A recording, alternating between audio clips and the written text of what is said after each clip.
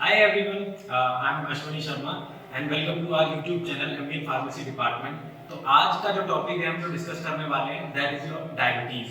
तो डायबिटीज जब भी हम सुनते हैं ना तो माइंड में सिर्फ एक ही चीज स्ट्राइक करती है कि शुगर की बीमारी या शुगर हाई होना।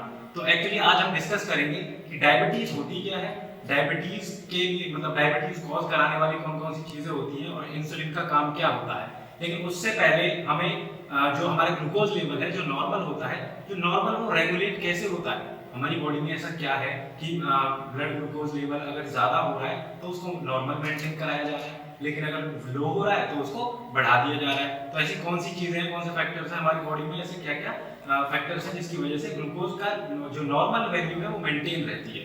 तो अब डिस्कस करते हैं हम शुरुआत से कि पैंक्रियाज से।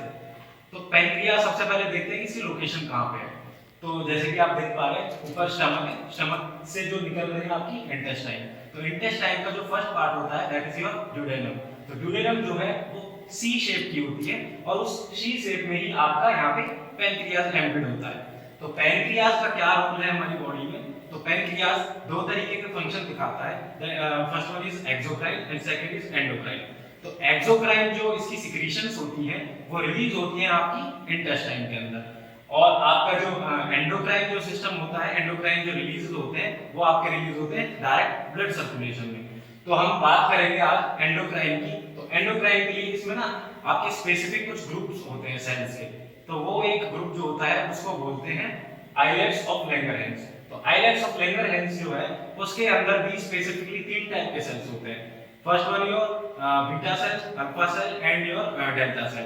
तो डायबिटीज के केस में हम स्पेसिफिकली जो ध्यान देते हैं वो आपका बीटा सेल हो गया और आपका डेल्टा सेल हो गया। तो जैसे देख पा रहे हैं कि आपकी पैंक्रियाज में कुछ स्पेसिफिक सेल्स हैं, जो ग्रुप ऑफ सेल्स है उसको बोलते हैं आइलेट्स ऑफ लैंगरहैंस। अगर हम उसको जूम करके थोड़ा देखें तो वो इस तरीके से दिखेगा।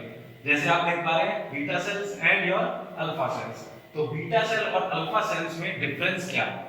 तो जो बीटा सेल है वो रिलीज कराते हैं आपका इंसुलिन। इंसुलिन क्या है? एक पेप्टाइड हार्मोन है जो कि आपके ग्लूकोज लेवल को नॉर्मल करने में हेल्प कराता है।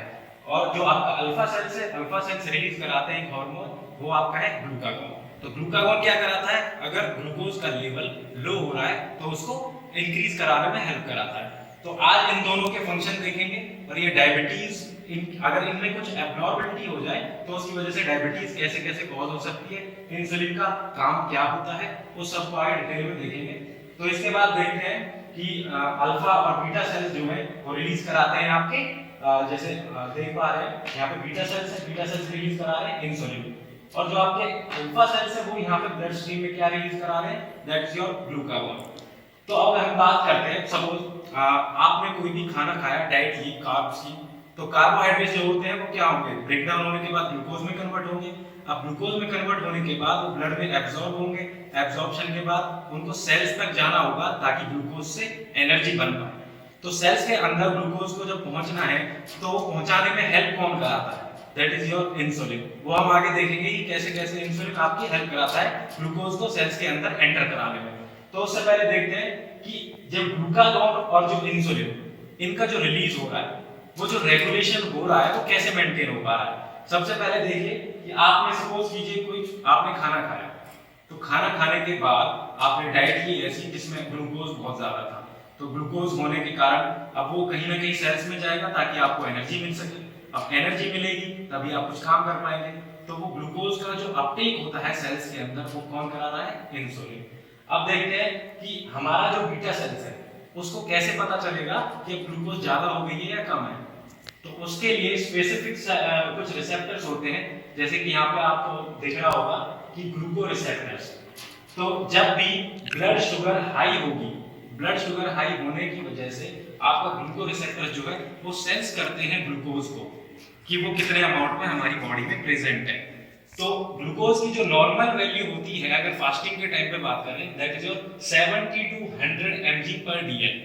70 to 100 mg per dl। अगर इससे ज्यादा आपकी ग्लूकोज लेवल बढ़ेगा जो कि सेंस कर ली जाएगी आपके ग्लूको रिसेप्टर्स के थ्रू, तो अगर इससे ज्यादा होगा that is your high blood sugar.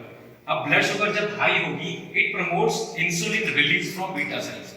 तो हाई ब्लड शुगर रिसेप्ट होगी आपके ग्लूको रिसेप्टर्स से, तो वहां से वो स्ट्राइक करेगा आपके पैंक्रियाज पे, पेनक्रियाज में क्या प्रेजेंट है, आपके islands of Langerhans. Islands of Langerhans में ग्लूकोज लेवल अगर हाई हो रहा है तो बीटा सेल्स रिलीज कराएंगे इंसुलिन को, ताकि जो आपका ग्लूकोज लेवल हाई हुआ है उसको नॉर्मल कराया जाए। तो जैसे ही हाई ब्लड शुगर आई, उसने स्ट्राइक किया आपके बीटा सेल्स को, उसने क्या किया, ब्लड में रिलीज कराया आपके इंसुलिन को। तो इंसुलिन जैसे रिलीज हुआ आपके ब्लड में, वो आपके टिश्यूज और आपके मसल्स तक पहुंचा। उसने क्या किया, उन पर्टिकुलर सेल्स के ऊपर बाइंड करके insulin stimulate uptake of glucose from blood to cells to tissue. तो जो ग्लूकोज है उसको अपटेक कराता है, मतलब इंसुलिन हेल्प कराता है किसी भी सेल के अंदर ग्लूकोज की एंट्री को, ताकि वहां पे एनर्जी प्रोड्यूस की जा सके। तो इस वजह से इंसुलिन ने क्या काम किया, इनडायरेक्टली ग्लूकोज को सेल्स के अंदर डाला, जिसकी वजह से जो आपका हाई ब्लड शुगर थी, वो ब्लड में जो शुगर का लेवल है वो नॉर्मल होने लगा, लो होने लगा। हो सकता है कि इंसुलिन की इफेक्ट की वजह से ये जो ब्लड शुगर है वो लो होते होते इतनी लो हो जाए कि वो लो ब्लड ग्लूकोज बन जाए। तो ब्लड में अगर ग्लूकोज का लेवल लो हो जाता है तो उससे क्या होगा, अब उसको कैसे मेंटेन कराया जाएगा। तो low blood glucose stimulate alpha cells to release glucagon. तो जैसे ही लो ब्लड शुगर होगी तो उसके बाद आपका जो अल्फा सेल्स है उनको स्टिमुलेट किया जाएगा ताकि वो ग्लूकागोन रिलीज कराए। तो जैसे यहाँ पे देख रहे हैं कि लो ब्लड शुगर ने स्टिमुलेट किया आपके अल्फा सेल्स को, उसने ब्लड के अंदर रिलीज कराया ग्लूकागोन को। तो अब इस सेल को तो देख सकते हैं कि जो रिलीज ऑफ ग्लूकागोन है वो क्या करेगा, तो stimulate glucose release in blood from storage. तो हमारे बॉडी में ना जब भी हम डाइट लेते हैं, कार्ब्स की डाइट लेते हैं, तो ग्लूकोज बहुत ज्यादा अमाउंट में अगर हो जाए तो वो कहीं ना कहीं जाके स्टोर होना शुरू हो जाता है। जैसे कि आपका मेन जो ग्लैंड है एक आपका लिवर, तो लिवर में ग्लाइकोजन की फॉर्म में ग्लूकोज स्टोर होता है अक्सर। उसके बाद जो आपकी मसल्स है, मसल्स में ग्लूकोज स्टोर होता है। उसके अलावा और भी बहुत सारे टिश्यूज और सेल्स हैं जिसके अंदर आपका ग्लूकोज स्टोर रहता है। तो आपने देखा कि यहाँ पे अगर ब्लड ग्लूकोज लो हो गई, इंसुलिन ने क्या किया, जो अगर हाई थी तो लो करा दिया, अगर लो हो रही है तो उसने स्टिमुलेट किया आपके अल्फा सेल्स को। उसने फिर क्या किया, वो रिलीज कराता है आपके रिजर्वायर्स और जो आपकी स्टोरेज थी ग्लूकोज की, उन ऑर्गन से, उन ग्लैंड से रिलीज कराएगा आपके ग्लूकोज को। क्योंकि अब जो ब्लड के अंदर जो लेवल था वो लो हो गया है, अब उसको इंक्रीज कराना है। तो वो इंक्रीज कैसे होगा, ग्लूकागोन की प्रेजेंस में जो आपका ग्लूकोज है वो रिलीज होगा आपके स्टोर्ड ऑर्गन से, सेल्स से। तो वहां से वो ब्लड जो ब्लड के अंदर एंट्री करेंगे, तो जिसकी वजह से आपका जो शुगर लेवल है वो नॉर्मल हो जाएगा। जो नॉर्मल शुगर लेवल माना जाता है, normal blood glucose, that is your 70 to 100 mg per dl in fasting state. तो अगर अब ये हो गया नॉर्मल, कि अगर आपकी साइकिल चल रही है उसमें क्या हुआ, कम भी होता है ज्यादा भी होता है, लेकिन एक बैलेंस भी बना रहता है। तो वो जो बैलेंस बना के रखते हैं वो आपके अल्फा और बीटा सेल्स हैं, मतलब आपका इंसुलिन और आपका ग्लूकागोन, ये दोनों ब्लड ग्लूकोज को नॉर्मल मेंटेन करा के रखते हैं। अगर ज्यादा हो रहा है तो इंसुलिन और अगर कम हो रहा है तो ग्लूकागोन। तो अब यहाँ पे नॉर्मल रेंज आ गई, आपने फिर से डाइट ली, खाना खाया, दोबारा से हाई ब्लड शुगर हो गई, उसके बाद फिर साइकिल स्टार्ट हो जाएगी। लेकिन ये एक नॉर्मल साइकिल है कि ब्लड ग्लूकोज हाई भी होगी, लो भी होगी, लेकिन उसको मेंटेन कराने के लिए हमारे पास इंसुलिन और ग्लूकागोन दोनों प्रेजेंट है, ठीक है। लेकिन जब डिसीज कंडीशंस आती हैं, डायबिटीज टाइप 1 टाइप 2 हम पढ़ते हैं, तो उन केस में ये नॉर्मल साइकिल आपकी डिस्टर्ब हो जाती है, एबनॉर्मल हो जाती है। तो अब देखते हैं कि जो इंसुलिन है उसने अपटेक कराया ग्लूकोज का इन सेल्स के अंदर, ताकि एनर्जी की फॉर्मेशन हो सके। जो ये प्रोसीजर था वो कैसे फॉलो होता है, तो अब अगले स्टेप में हम बात करते हैं कि हाउ डज इंसुलिन वर्क्स। जो इंसुलिन है वो उसने ग्लूकोज की एंट्री करवाता है सेल्स के अंदर, लेकिन उसका मेन जो फंक्शन है वो होता कैसे है वो देखते हैं इस स्टेप में। कि देखिए आपके सामने दो सेल्स हैं, तो दोनों सेल्स में कुछ रिसेप्टर्स प्रेजेंट हैं। हर एक सेल में आपका एक ग्लूकोज चैनल होगा और आपका एक इंसुलिन रिसेप्टर होगा। तो इंसुलिन रिसेप्टर और ग्लूकोज चैनल ये दोनों एक दूसरे से कैसे रिलेट करते हैं। जो हमारा इंसुलिन है जो आपको ग्रीन कलर में दिखाई दे रहा है, इंसुलिन एक की तरह काम करता है, मतलब एक चाबी की तरह। तो जब ये चाबी अपने रिसेप्टर पे बाइंड करेगी तो ये जो क्लोज्ड ग्लूकोज चैनल है ये ओपन हो जाएगा। जैसे ही इंसुलिन ने बाइंड किया अपने रिसेप्टर पे, अपना ग्लूकोज चैनल ओपन हो गया, जिसकी वजह से इसकी एंट्री इस सेल के अंदर हो जाएगी। लेकिन अभी तक वो बाइंड नहीं किया, तो वो रिसेप्टर जो आपका चैनल है वो आपका बंद है। लेकिन अगले स्टेप में देखेंगे कि यहाँ पे जैसे ही इंसुलिन ने बाइंड किया, वो ओपन हो गया, ओपन होने के बाद ग्लूकोज की एंट्री सेल के अंदर आ गई, सेल के अंदर आने के बाद एनर्जी भी फॉर्म होने लगी। तो ग्लूकोज की एंट्री में इंसुलिन का बहुत बड़ा रोल है। अगर इंसुलिन नहीं होगा तो ग्लूकोज हमारी बॉडी में, हमारे ब्लड सर्कुलेशन में घूमता रहेगा, लेकिन सेल्स के अंदर तक नहीं पहुंच पाएगा और एनर्जी जनरेट नहीं कर पाएगा। इसीलिए इस केस में जब भी इंसुलिन की कमी होती है या डायबिटिक कंडीशंस आती है तो उसमें ग्लूकोज लेवल हाई क्यों होता है? क्योंकि वो सेल्स के अंदर एंट्री नहीं ले पा रहा है।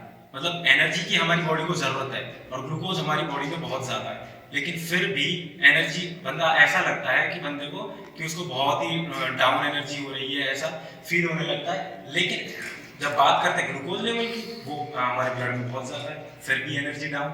ऐसा क्यों?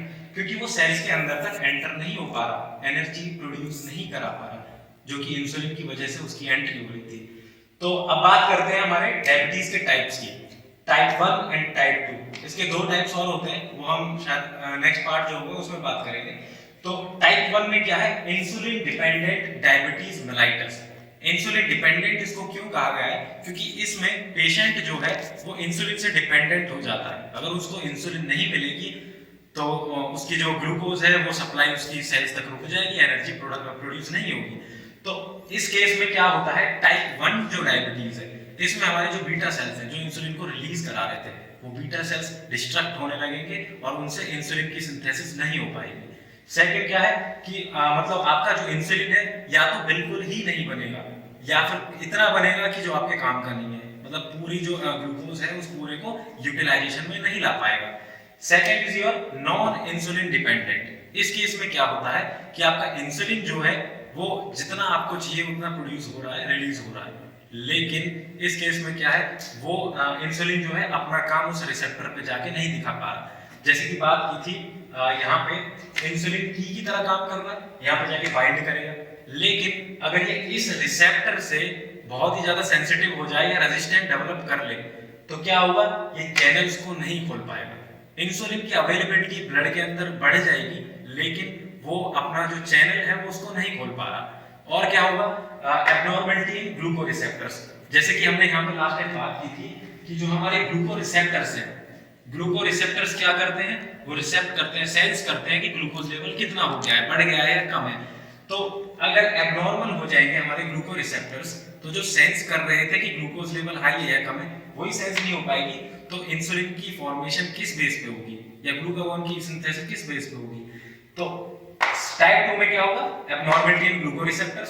सेकंड कि आपका जो रेजिस्टेंस डेवलप कर लेते हैं हमारे जो रिसेप्टर्स होते हैं, इंसुलिन रिसेप्टर्स होते हैं। थर्ड क्या है कि अगर ग्लूकागोन जो है उसकी सिंथेसिस एक्सेस में होने लगे तो ग्लूकागोन क्या करेगा, आपके स्टोर्ड या रिजर्वायर जो भी ऑर्गन्स है वहां से आपके ग्लूकोज को रिलीज कराएगा, जिसकी वजह से ब्लड में ग्लूकोज लेवल हाई होता रहेगा।